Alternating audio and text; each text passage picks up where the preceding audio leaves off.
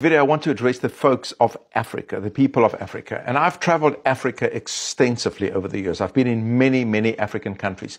And I've observed a couple of things that I would like to share with you. And I think that as I'm sharing this, a lot of the things you might identify with, some of the things might offend you. And the purpose is not to offend you, really. And please don't blame it on racism or something like that. It's got nothing to do with that. But I do believe there's a couple of insights that I've gained over the years in traveling Africa, in working with a lot of people from Africa. And I want to speak about leadership. I want to speak about governance. I want to speak about politics. So here we go. When it comes to African leadership, and I do understand the tribal concept, all right? It's very different from the West. I have respect for that, and I value that highly. I think in many aspects, there are really great things that we can learn from Africa when it comes to community living, etc. Now, when it comes to politics and leadership, especially in Africa, it's as if sometimes there's a lack of moving forward and having a desire to grow, to have greater insight, understanding, and to have the best will of the people at heart. I look at a lot of governments across Africa, how many of them are involved in coups? And I know there are some external factors in that. Please, I'm not ignorant with regards to that. But in general, when I look at African leadership, I find that very often there's a lack of drive. There's a lack of real compassion for their people. And of course, we find that in the West as well. But when people come with concept, with ideas, instead of learning, instead of progressing, instead of moving forward, very often it is seen as a threat and something that needs to be resisted. And therefore, I think Africa sometimes gets stuck in a way of doing things, and you don't see a lot of progress. Now, I recently did a video about Burkina Faso and what is happening there. Tremendous progress that we're seeing in that country, but it's because there's a different approach to leadership. The new president, Ibrahim Traoré, is making great progress in building and developing his country. And I've listened to a lot of his speeches where he's talking. I've seen some of the meetings that he's meeting with international leaders, etc. There's a book I'd like to share with you. It's called Why Africa is Poor. It's written by a white man. His name is Greg Mills, you know. This is a white man who has come to Africa, studied Africa, lived in Africa, come up and down, you know, in, out. And he studied why Africans are poor. And I believe you should find this book. I have not finished reading it. It's quite a big one. It's published by Penguin, Penguin Publishers. So it talks about economic growth does not demand a secret formula. So we have a reason why Africa is poor. And this man who wrote this book, he's a white man, is going to tell us. Here is something that I want us to note. Here is what he said. He says at the back of the book. Good development now abound in East Asia and further afield in other parts of Asia and Central America. But why then has Africa failed to realize its potential in half a century of independence? You know, 50 years after independence of many African countries, we're still poor, you know. He's asking a very good question. Now, this book by Greg Mills demonstrates that Africa is poor not because the world has denied the African continent the market and financial means to compete. Far from it. It has not been because of aid per se, nor is African poverty solely a consequence of poor infrastructure or trade access, or because the necessary development and technical expertise is unavailable. Why then is Africa lagged behind other developing areas when its people work hard and the continent is blessed with abundant natural resources? You know, stomping across the continent of Africa and the developing world in search of the answer, this white man controversially, you know, shows that the main reason why Africans people and Africa is poor is because their leaders have made this their choice. Leaders have made Africa their choice to make it poor. You know, such a bad thing that a leader can decide to do. But yes, it's not news. Our leaders are the ones who are plunging us into the snare of poverty, you know. A white man came forth and he explained why this is happening. So why Africa is poor and why if we don't work towards this will always be the thing many years to come, centuries to come, you know, because we are so much blessed. And 50 years after independence is such a long time for us to have achieved something tangible. Look at East Asia, Thailand, Vietnam, China, and those other countries. They're just like us. They were also colonized, but many years after colonization, they've made something tangible with their time. And we are more blessed than they are. But why are we poor? Because our leaders have made it their choice. Let us listen to this gentleman, what he's got to say. I shall get back with a deep, critical analysis. Video, I want to address the folks of Africa, the people of Africa. And I've traveled Africa extensively over the years. I've been in many, many African countries. And I've observed a couple of things that I would like to share with you. And I think that as I'm sharing this, a lot of the things you might identify with, some of the things might offend you. And the purpose is not to offend you, really. And please don't blame it on racism or something like that. It's got nothing to do with that. But I do believe there's a couple of insights that I've gained over the years in traveling Africa, in working with a lot of people from Africa. And I want to speak about leadership. I want to speak about governance. I want to speak about politics. So here we go. When it comes to African leadership, and I do understand the tribal concept, all right? It's very different from the West. I have respect for that, and I value that highly. I think in many aspects, there are really great things that we can learn from Africa when it comes to community living, etc. Now, when it comes to politics and leadership, especially in Africa, it's as if sometimes there's a lack of moving forward and having a desire to grow, to have greater insight, understanding, and to have the best will of the people at heart. I look at a lot of governments across Africa, how many of them are involved in coups? And I know there are some external factors in that. Please, I'm not ignorant with regards to that. But in general, when I look at African leadership, I find that very often there's a lack of drive. There's a lack of real compassion for their people. And of course, we find that in the West as well. But when people come with concept, with ideas, instead of learning, instead of progressing, instead of moving forward, very often it is seen as a threat and something that needs to be resisted. And therefore, I think Africa sometimes gets stuck in a way of doing things, and you don't see a lot of progress. Now, I recently did a video about Burkina Faso and what is happening there. Tremendous progress that we're seeing in that country, but it's because there's a different approach to leadership. The new president, Ibrahim Traoré, is making great progress in building and developing his country. And I've listened to a lot of his speeches where he's talking. I've seen some of the meetings that he's meeting with international leaders, etc. And I have to say, I think there's something that a lot of African leaders can learn from this young man. Very often in Africa, you see leaders, politicians being in power for years and years and years. And very often you find that a lot of them, they don't build anything. It's almost that there's more a consumer mentality and a desire to stay in power, but it doesn't benefit the people. The thing about leadership is all about developing other people to become better, even than yourself. All right? And I see that lacking very often in African leadership. I can also understand why this is the case, because very often leaders feel threatened by upcoming people, especially the younger generations, that's got innovative ideas, that are playing around with concepts and principles, and that's got a vision that differs from the old ways. And I understand that a lot of leaders feel kind of intimidated by that or threatened by that. They're insecure about their own abilities and their achievements.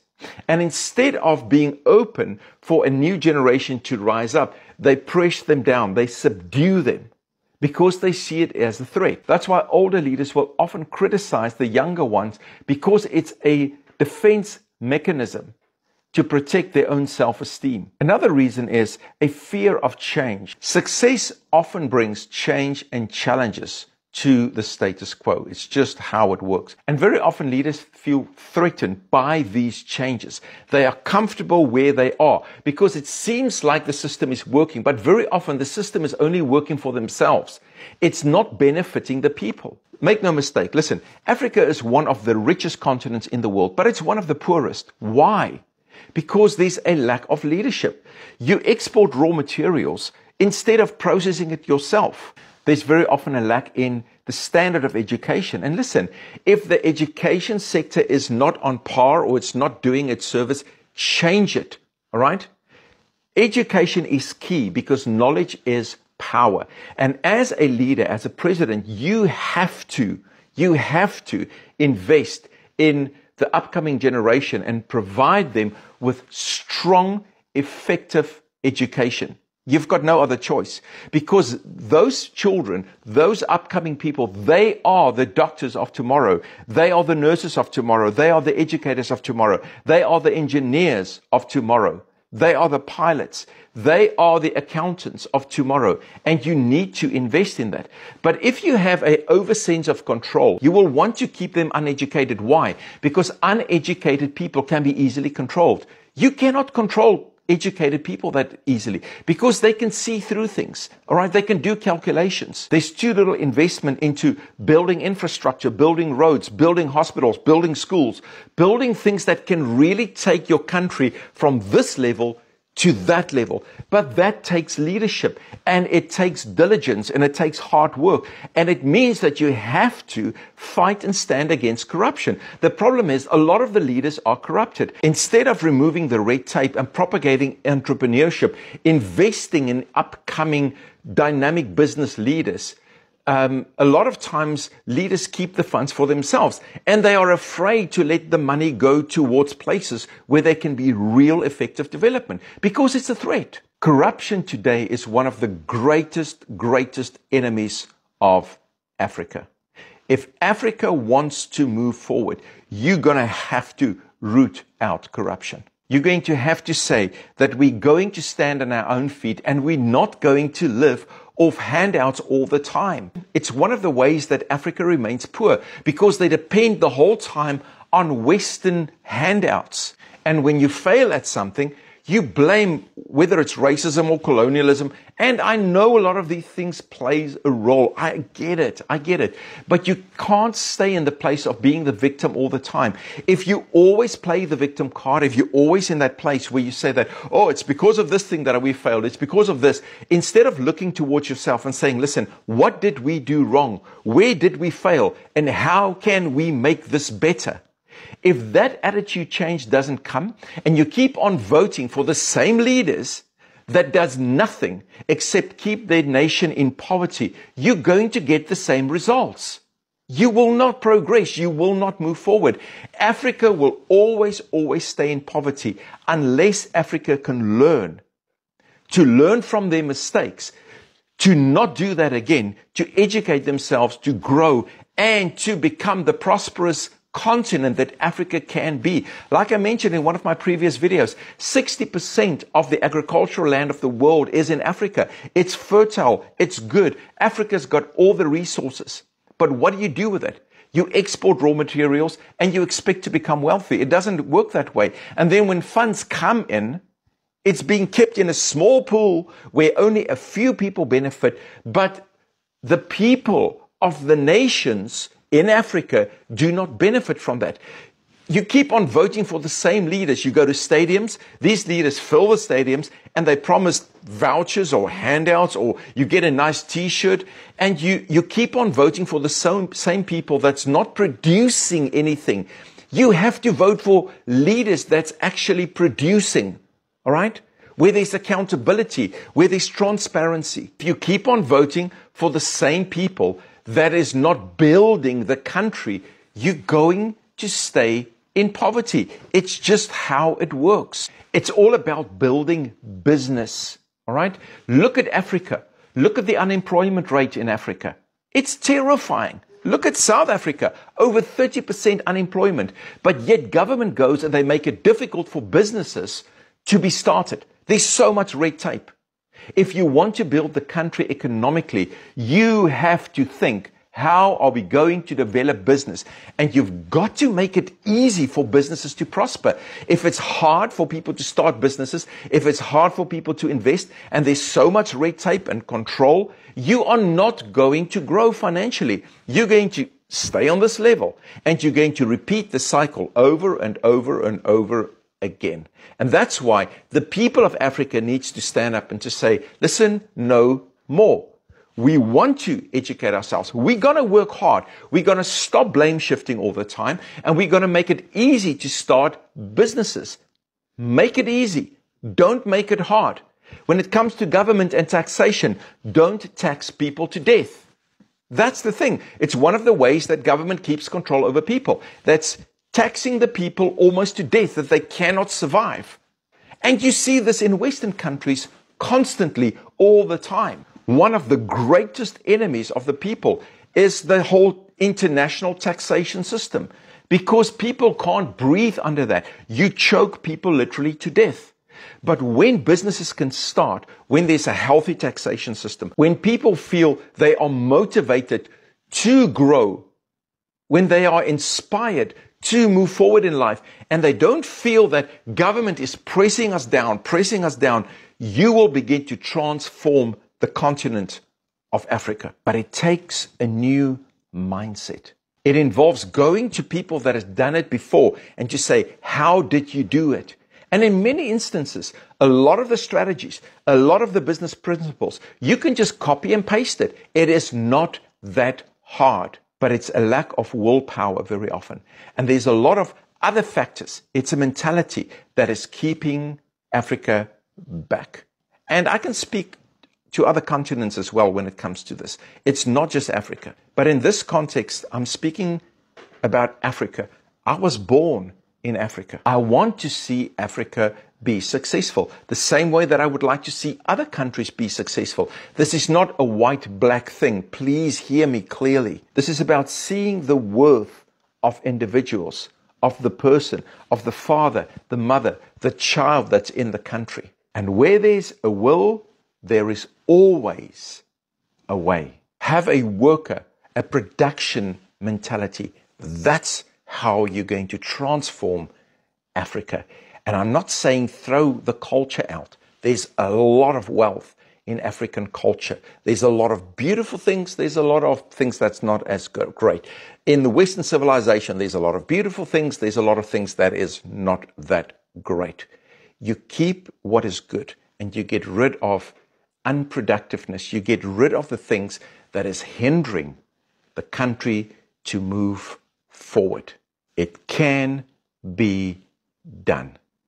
Now, there's no bigger news that can be said beyond this. Africa is poor because our leaders have taken it as their business. It is their business to keep us poor and to keep themselves rich. Africa in itself is very, very,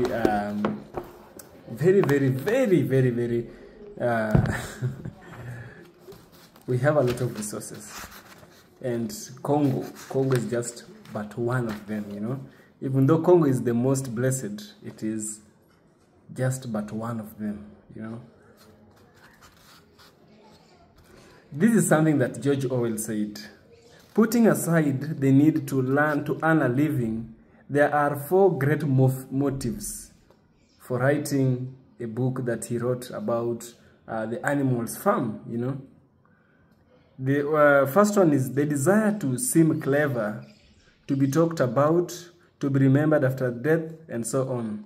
And then we have aesthetic enthusiasm, including the desire to share an experience which one feels is valuable and ought not to be missed.